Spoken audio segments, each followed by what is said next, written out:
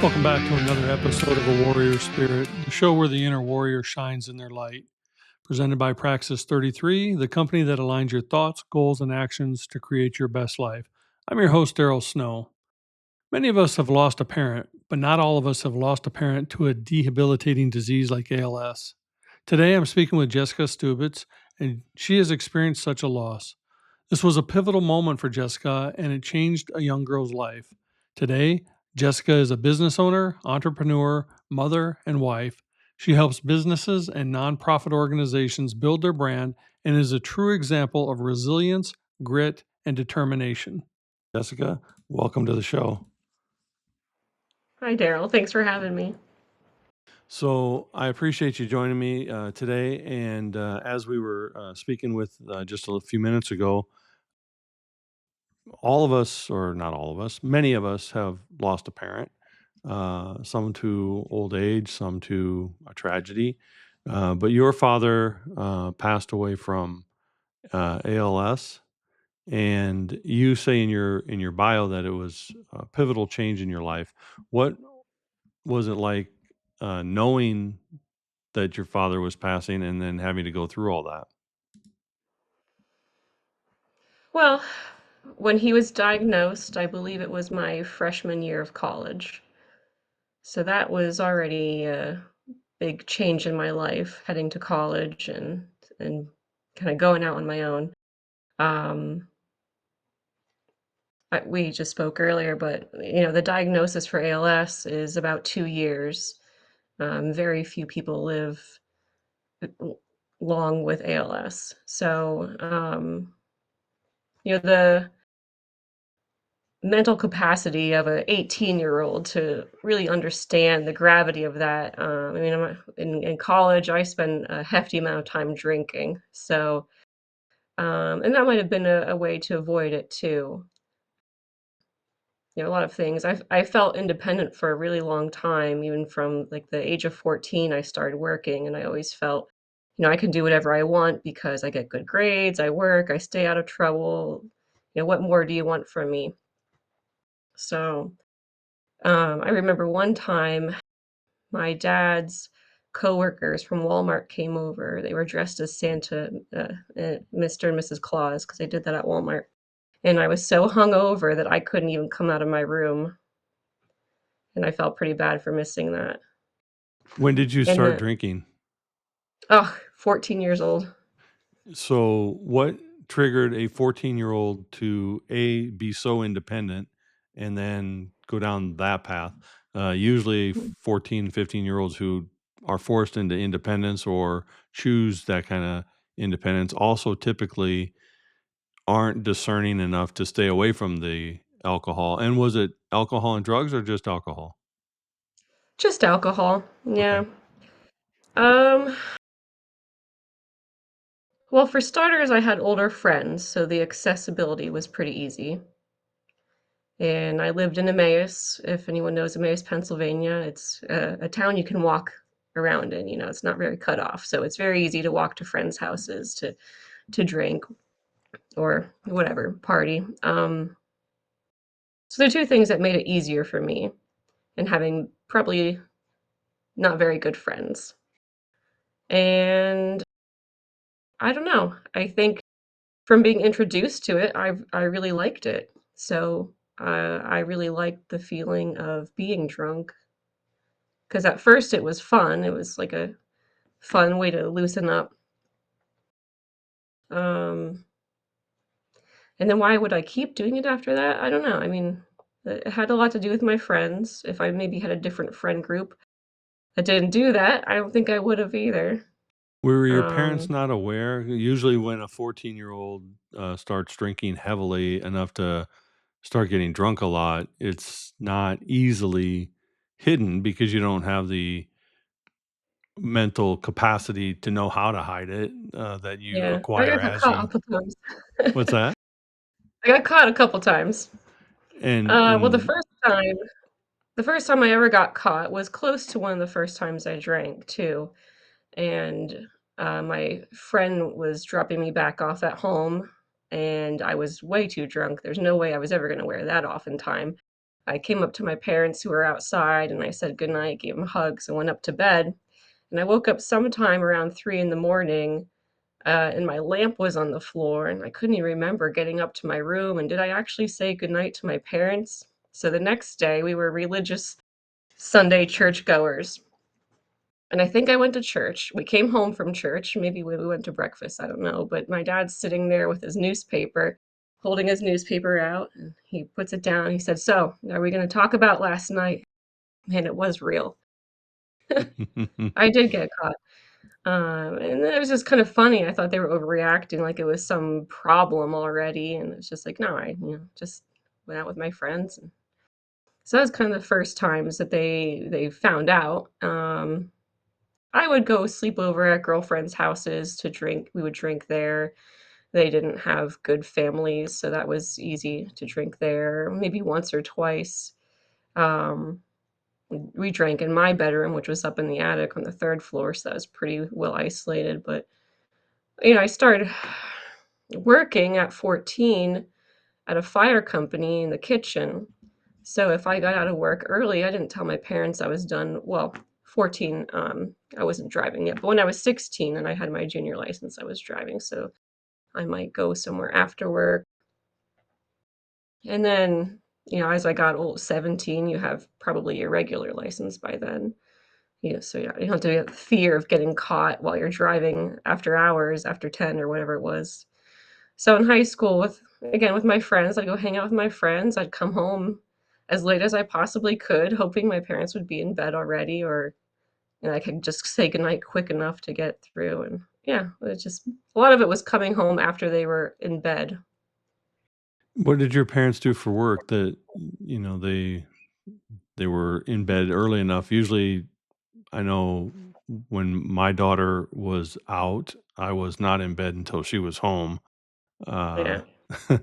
so what did your parents do that changed that dynamic? Well, I don't think my mom was sleeping. I'm almost sure of that she now being a mom too, I wouldn't be able to sleep either. So I probably kept her up late if it was midnight or 1 or 2, because then sometimes I would get yelled at for coming home too late. But probably midnight, 1, 2 o'clock in the morning that they would be in their bedroom already, maybe not asleep. My parents were my biological grandparents, so they were also a generation older than all my friends' parents. My dad had, um, like a quadruple bypass surgery when I was 10. So my grandparents, I called my parents, so my dad, and he had lost, 80% of his vision, and he had gone from being a truck driver for 30 years to, at that time, he was a door greeter at Walmart. So that was he was the only one working in the house. He was the door greeter at Walmart, and my mom uh, was really more of his caretaker. She didn't work, so they didn't have jobs per se. At what age did you start living with your grandparents when they became your parents? I was, I believe, I was about 9 months old.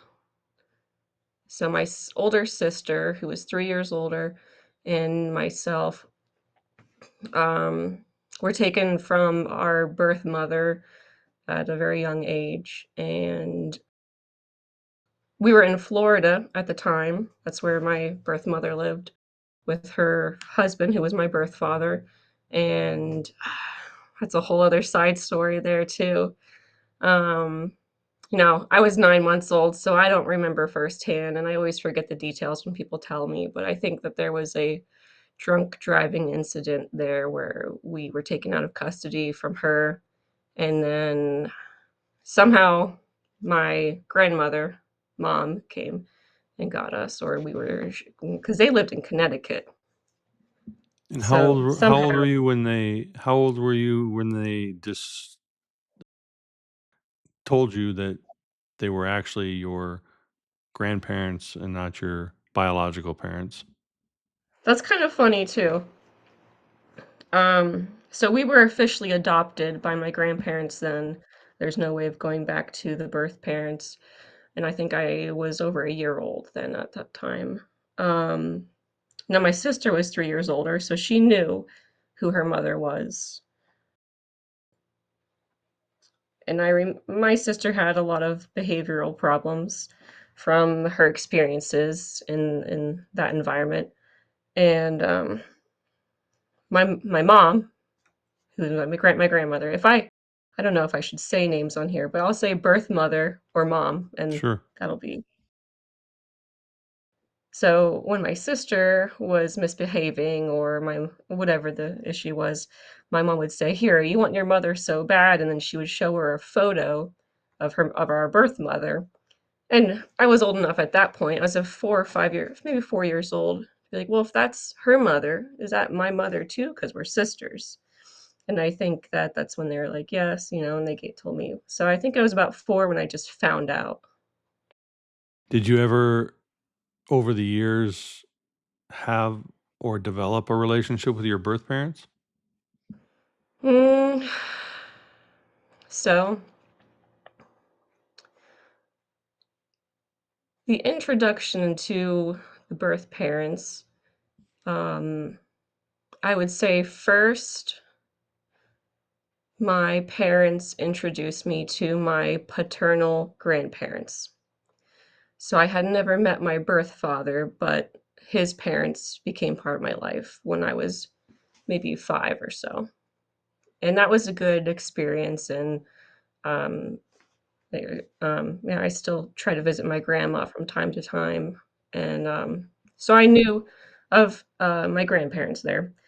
My birth father was in a some kind of facility in Florida. He had dementia, and, I've never met him, and he passed away, I probably was 17 or 18.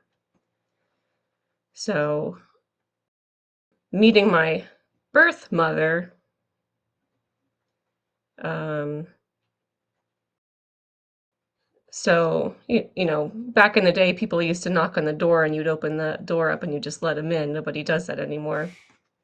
So, I was in 2nd grade, and this couple came and a kid came to the door, and I was like, they seemed like they were supposed to be there, so I let them in, and I told my parents, "There's someone here."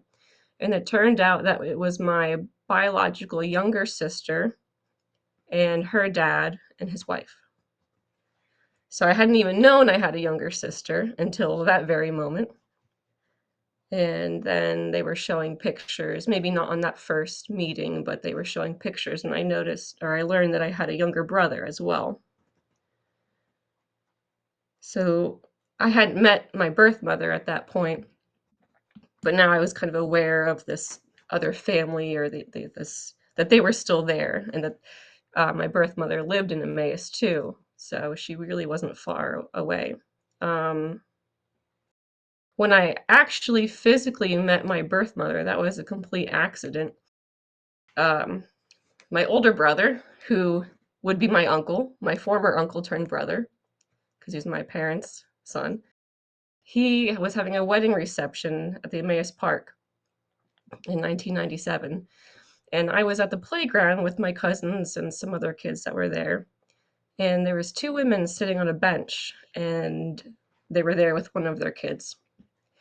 And the one woman kept looking at me, and I kept looking at her, and she came over and she asked what my name was, and we just got to talking.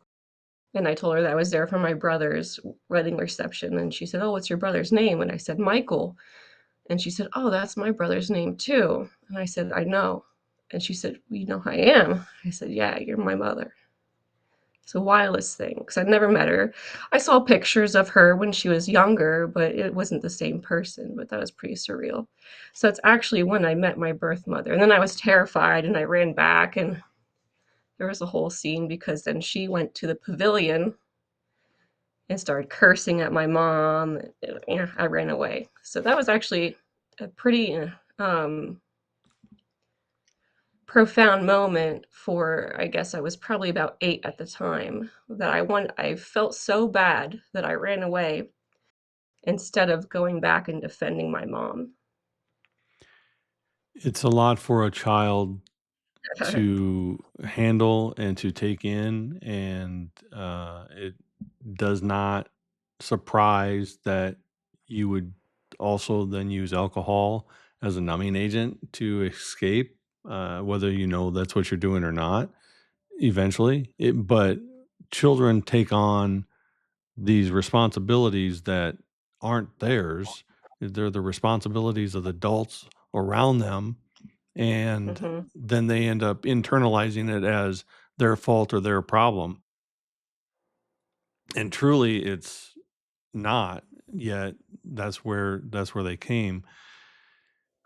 Was the once the realization and the truth was out, was there a shift within your own household, or was it pretty much, yeah, these are still my parents and life goes on? For my whole life, it was pretty much bad guy, good guy. My parents were the good guys, and my birth mother was the bad guy, so I never really had any question about that. It didn't make things different for me. Now when I was, I'm gonna say 5, it was before kindergarten, my older sister who was adopted with me ended up in foster care, and then another foster home, and then another foster home, and then eventually got adopted, which was a good part of her story, but she never came back to live with us, so as a 5-year-old, my older sister was gone. Um, I would say more than learning about my birth mother, that was a big change for me, feeling mad at my parents for not trying hard enough, and I remember one time I said something, my dad got so mad, he's like, "You don't know what it was like. Your mother did everything she could," and I never said that again. I never even questioned it. Um, so that's a whole other a segue, side story too, is my sister going into foster care, and then later when I was 18, she actually came back to live with us. She was taking a break from college. We had become pen pals at some point. So that's how we got reconnected, but that was still a few years after she was gone. Where did you end up going to college? I went to Kutztown, which is pretty local for where I lived, Kutztown University of Pennsylvania. And what got you into deciding that you were going to take a cross country trip? I know I used when I was younger, in my mid 20s, I at one point used to just throw a dart at a map and that's where I would move. But when I was in my late 20s, early 30s, I actually took a cross country trip, spent 30 days driving coast to coast. And I'm extremely much older than you, but this was back in the day where you actually had to use a road map and no cell phones. They didn't exist. So it was just me and the road for 30 days, you know. But what Yeah. led you to go do that? So I mentioned my dad was a truck driver. Both of my parents were actually truck drivers at one point, and they would drive from Georgia to California. Um, that was their weekly trip, and they have a photo album of you know scenes from the highway, and the orange tinted old photos from the 70s with the landscapes of Arizona and Texas with cacti drew me in, and um, I I wanted to go see a cactus. I wanted to go see a desert. I wanted to go see something outside of Pennsylvania. So that's where I got the idea that I wanted to go. And I don't know how the trip grew, but I made the decision and I told my boss at the time that I was either going to have to leave or I would need time off. So it was, my dad was gone at that point too. So I think it might have been kind of um, like a healing trip, maybe. A find your moment type of thing. Did you find that that trip changed who you wanted to be and who you were? Did you find some resolution in that solace of driving that distance by yourself? So my younger brother was supposed to come with me on the trip. and I don't like to do a lot of things for the first time alone because I'm an anxious person. When I discovered that he wasn't going to be able to come, my mom was a little distraught about me going myself, and I said, I have to go. I mean, if I don't go now, I'll never be able to go." And she said, "I know." And that, before I left, that was, I don't know, it's just a very, um, I don't know the word for it, but that we were finally on the same page, that she knew I had to do it, and she wasn't going to ask me not to go alone. Even as much as she probably wanted me to stay or not go, she knew I had to do it, and that felt great. So going alone, was a little scary, and, it didn't have the buffer of someone I knew to talk with, so I had to, be a little more social. It was physically tiring and grueling, sleeping in my car and alone at rest stops, wondering if I'm gonna get caught. I know I'm not supposed to there's a sign that says "No camping." Am I gonna get arrested? Um, I think I grew a lot of independence from that trip that I didn't realize I had because I had to do it alone. I had to talk to strangers. There's a lot of quiet time, and I remember when I came back how loud everything felt, and I missed being alone almost. So, it was an experience. I learned that I could be on my own, and I learned I could pretty much do anything I wanted to do because I did do it. It's a definite defining moment when we have the realization that we are stronger than we thought we were, capable of more than we ever dreamed we were. And I truly believe that all children should move at least 2+ hours away from their house, because just moving out of the house, you still fall back on your parents, but being out on your own gives you that no safety net feeling of, I just have to figure this out. And when you do something like you did, where you just are packing up the car and you're gonna go, you just have to figure it out. You were shy, but now you have to learn to talk to people. You didn't know where to do, so you stopped at rest stops. This is, I know back in the day when you could actually feel safer doing that, when even I did that as well. You just Yeah. stop wherever and sleep in your car and then move on. But we also see, doing those type of things, that this is such a big, beautiful universe. And the Mhm. United States, we fly over so much of the beauty, but driving through it, you get to see different cultures, different people, different landscapes, and you get to see how beautiful it is. And you start to reconnect with that beauty instead of just, oh, it's another city or whatever. Did you experience Mhm. that kind of thought in your own head? Yeah. One of the places I almost wasn't going to go because I thought this is too overrated, everybody goes there, was the Grand Canyon, and I just kicked myself to not have gone. I'm so glad I did. I spent the entire day there, and it was in June, they had some kind of starlight thing at night, and that was amazing. I stayed there all day and all night, and luckily had a place to find a place to sleep when I left, but that really makes you feel pretty small. I don't know, have you been there? Yes, I live in Arizona, so it is Oh, someplace that's that I've yeah, actually visited.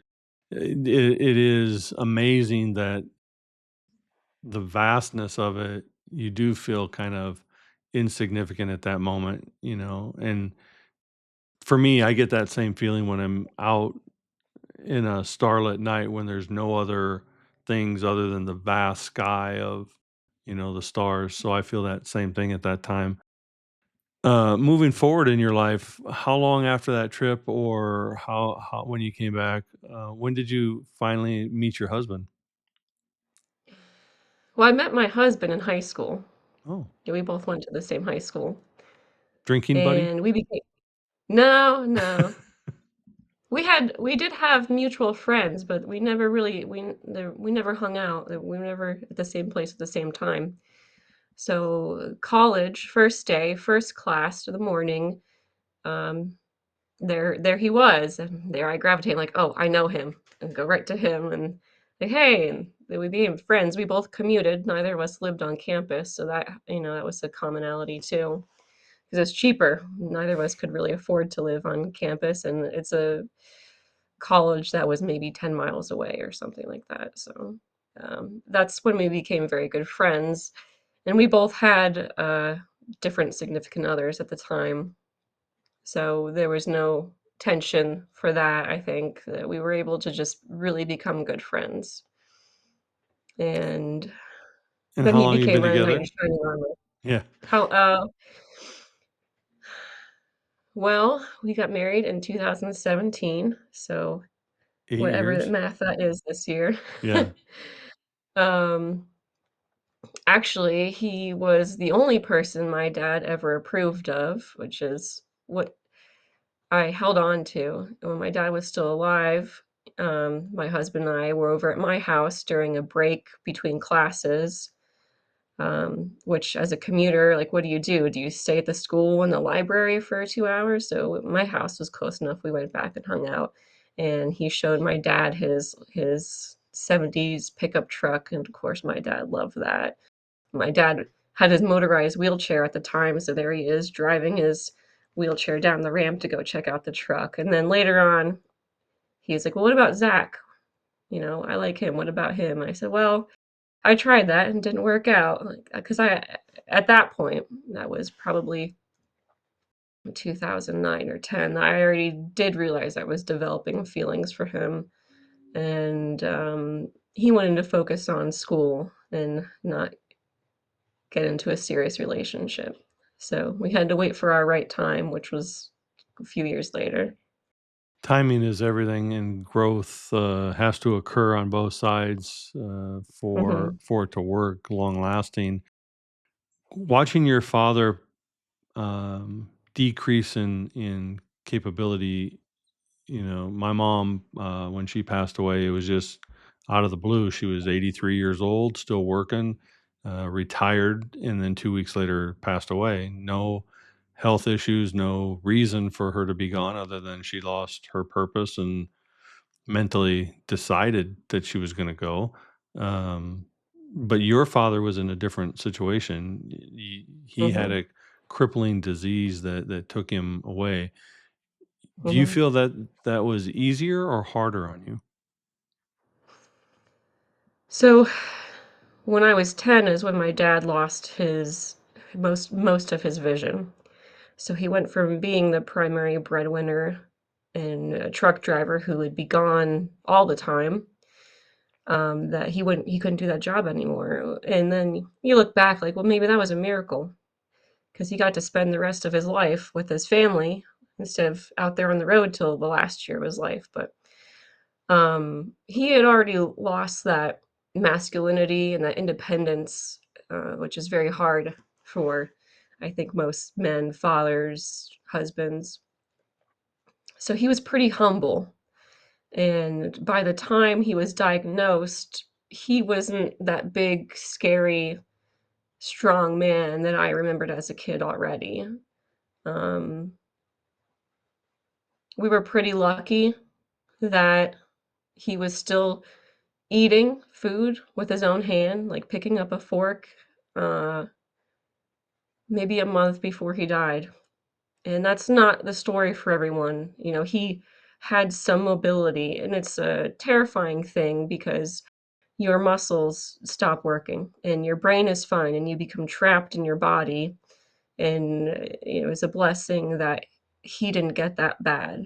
So we had 2 years to really prepare for that moment. And I think rather than him dying unexpectedly without warning, I cried the most when we found out about his diagnosis.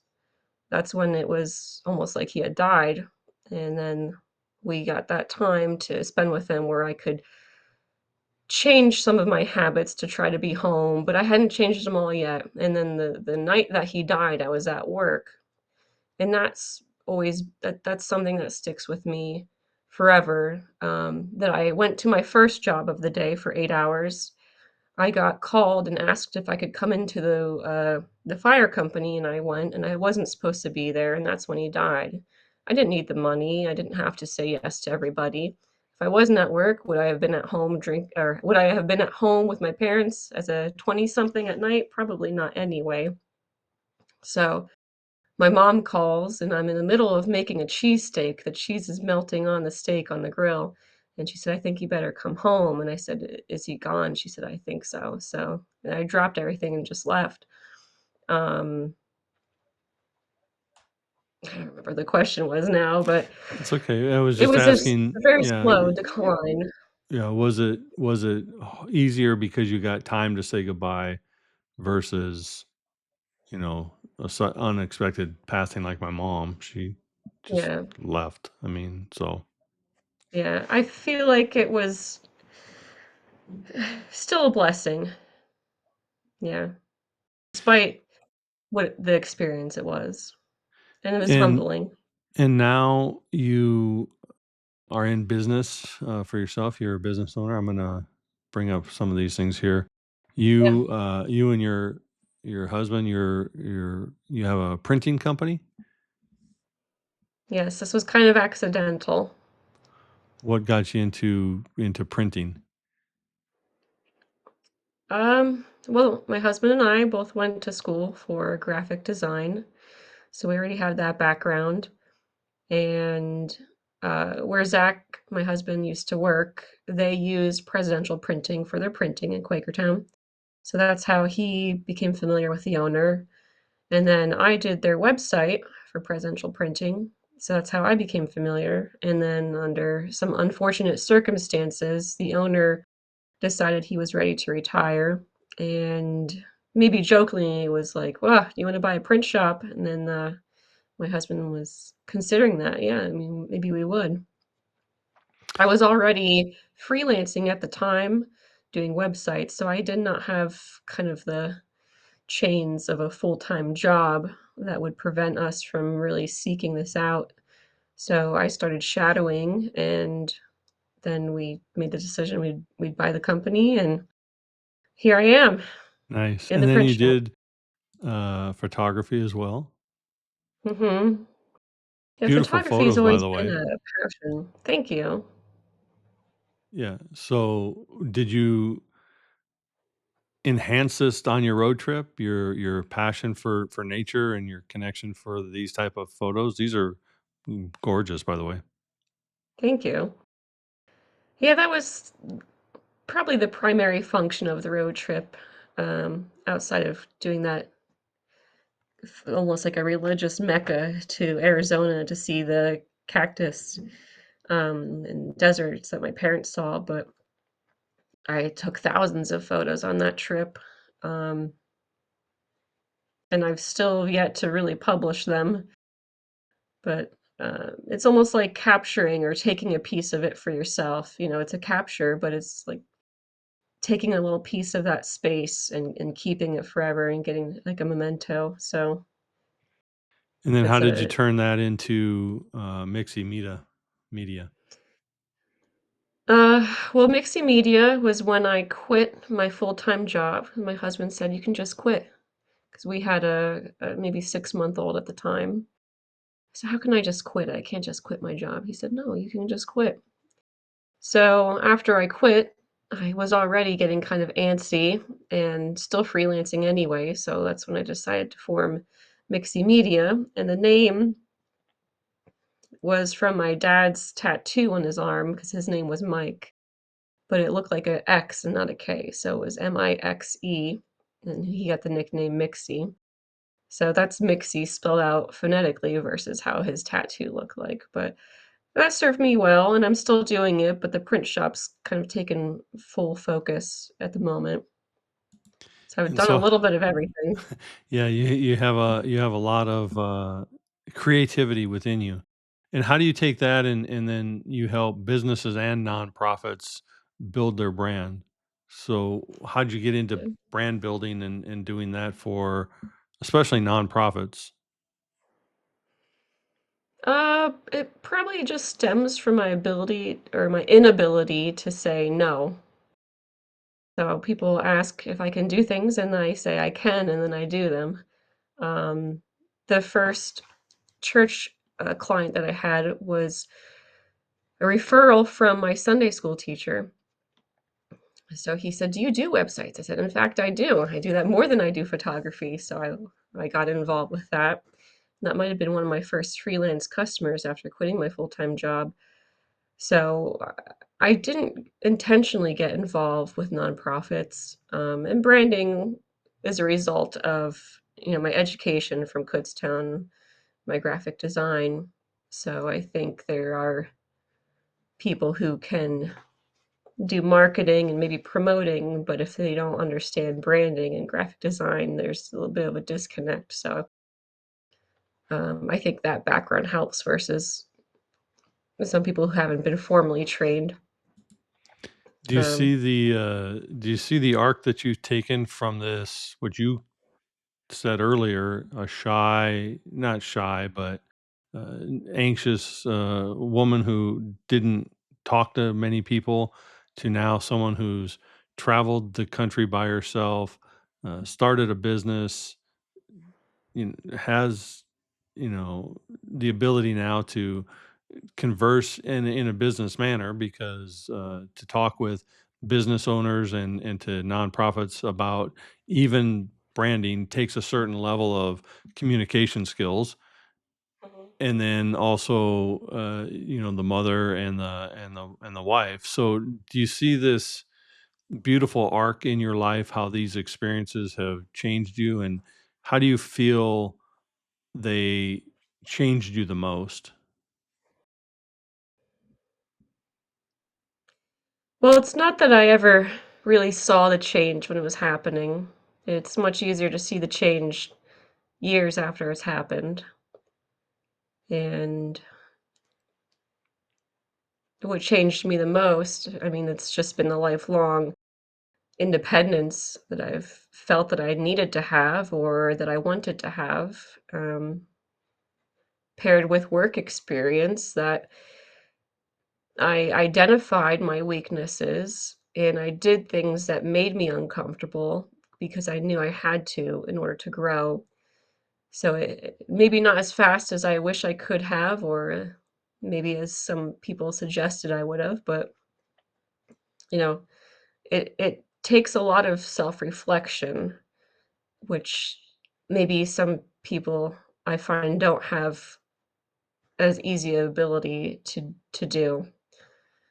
And then just doing things that you don't want to do. But then it gets to a point when you're older, you're like, okay, now I don't want to do it and I don't have to do it anymore. Now you have a So, choice. yeah.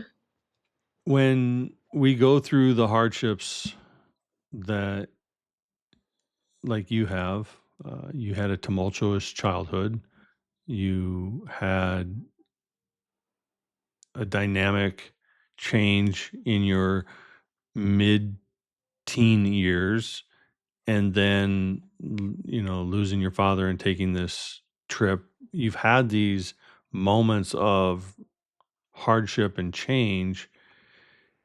If someone was coming to you and said, how did you get through it? What can I do? Because I need help. What would you advise them? So I don't think I very gracefully got through it for a long time because I drank from 14 to 24 heavily, not often, but when I did, I made it count. So I didn't do it so effortlessly. It was with a lot of stumbling blocks. But I think the important thing is to not give up and to keep trying to better yourself and identifying your weaknesses and sometimes just trusting a little bit that you might be in a really bad spot right now, but it doesn't stay that way. It goes up and it goes down again and it will go up again. So when you realize that you're just on this roller coaster ride and you don't have to worry about the downs, it'll come back up, is when you have that security that you just have to get through this day or this month or this year.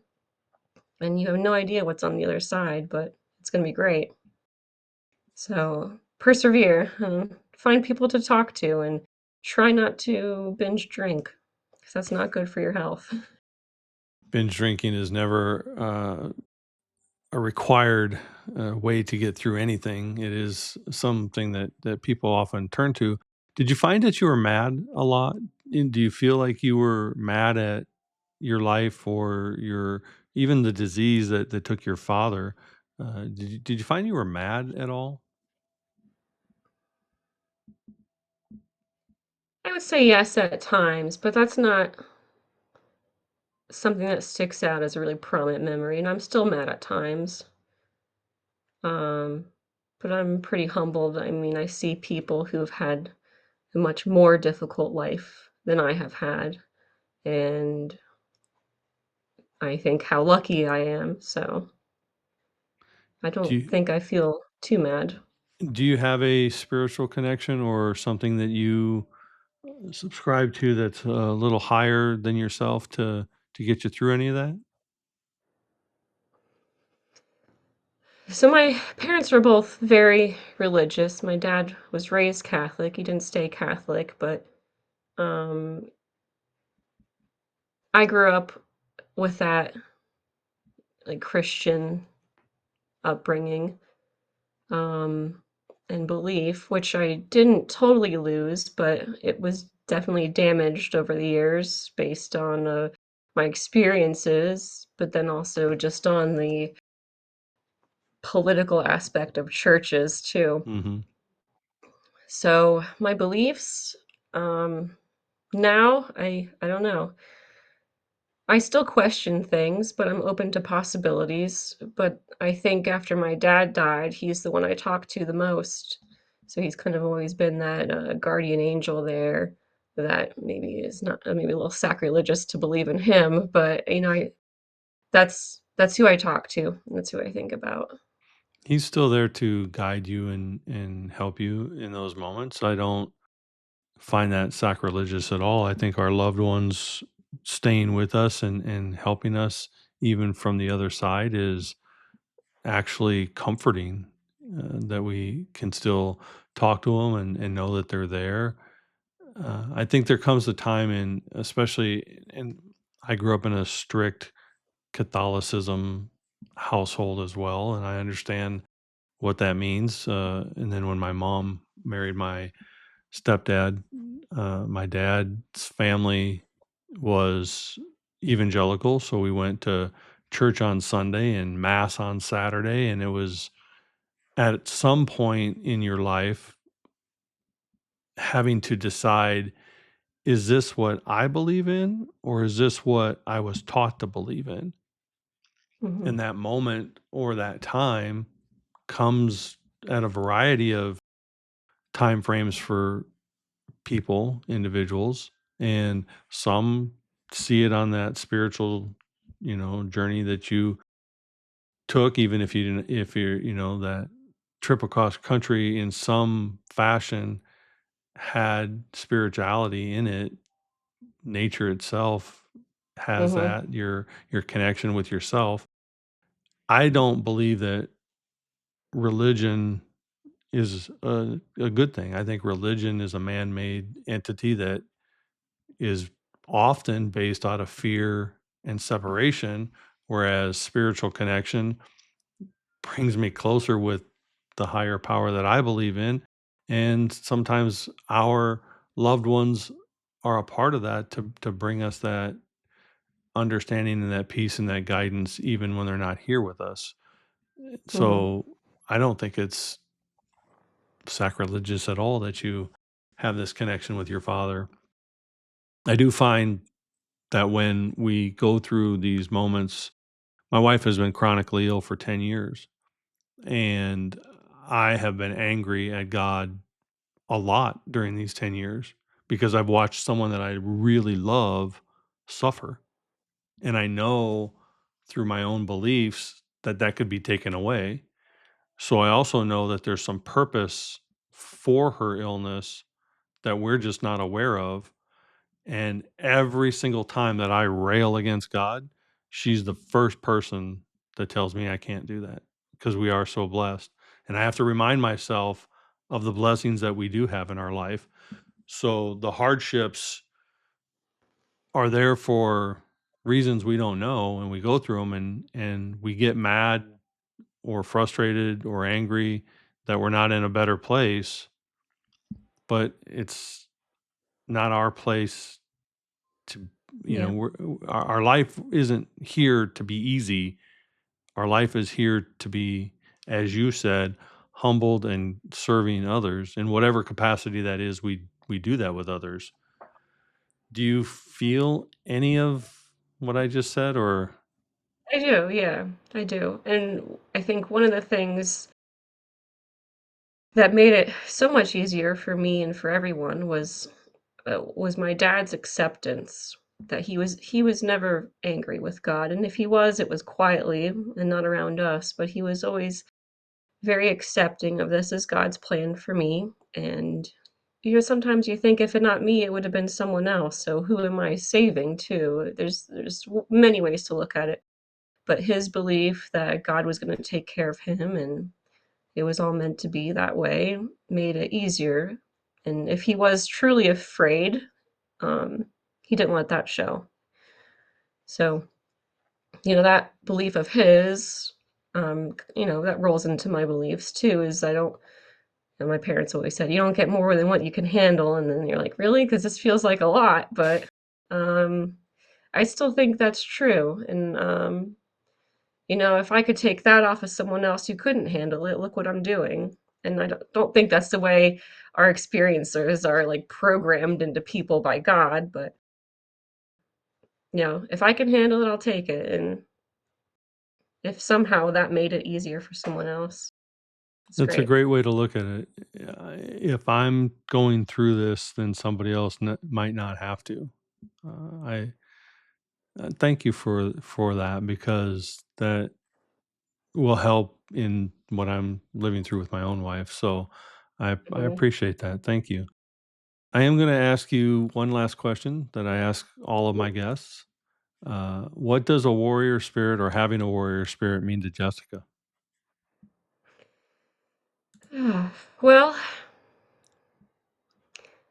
I don't know. When you had asked if I'd be on this, I didn't really consider myself a warrior. And what is a warrior? Someone who overcomes something. I guess I've done that, but I guess a warrior spirit is probably someone who doesn't know that they're a warrior and that their responsibility is to help other people. Um, I wouldn't brag about being a warrior, and I think there are people who have lived through much harder things than I have had, and I've been quite privileged and blessed. So, um, taking those privileges and those blessings and helping other people is what a warrior should do. Well, in my book, the life you've led and what you've overcome and what you still do, and the grace that you show and the humbleness that you have, truly does make you a warrior and a warrior spirit. And I'm honored that you took time out of your day to come share your story with us. And I just thank you so much for doing so. No, thank you, Daryl. I appreciate the opportunity. And if you'd like to get in touch with Jessica, you can do so on our website, jesspetro.com or mixymedia.com, and also on her social platforms, Facebook, Instagram, and LinkedIn. And once again, I just want to thank you for joining us on this edition of A Warrior Spirit. Be sure to like or subscribe so that you catch all the episodes. And please remember, it's not just about the fight, it's how we rise from it.